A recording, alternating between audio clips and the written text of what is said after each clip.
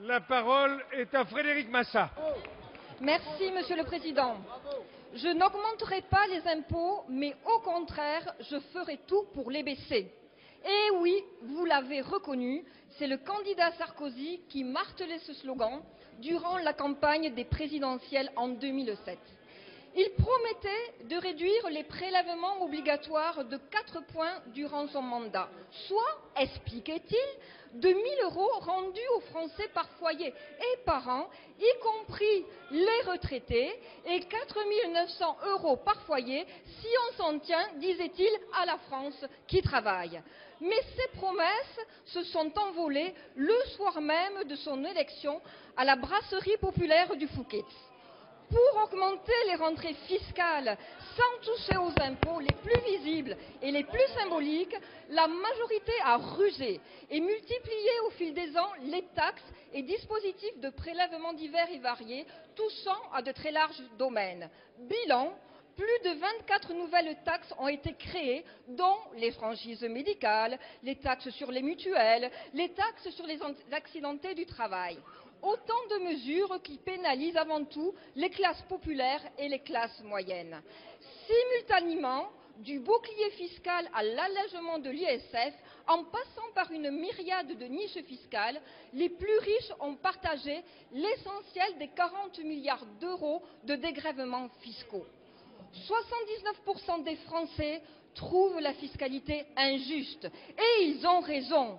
L'injustice fiscale est la marque de fabrique du président sortant.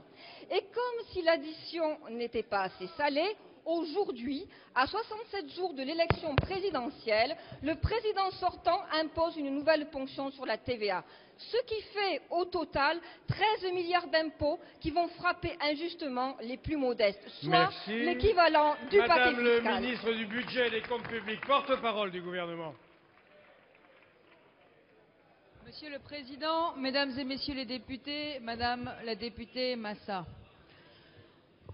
votre démonstration, Madame la députée, serait d'autant plus pertinente s'il ne s'était pas passé en 2008 un événement très grave qui s'appelle la crise. Alors oui, évidemment, je le sais, j'ai lu le programme de François Hollande, comme vous, j'imagine, et je sais qu'on peut imaginer un programme électoral en 2012 en oubliant complètement que notre pays est aujourd'hui confronté à la crise la plus grave de son histoire.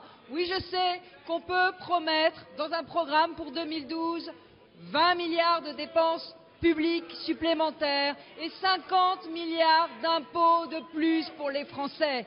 Eh bien, ça n'est pas notre programme.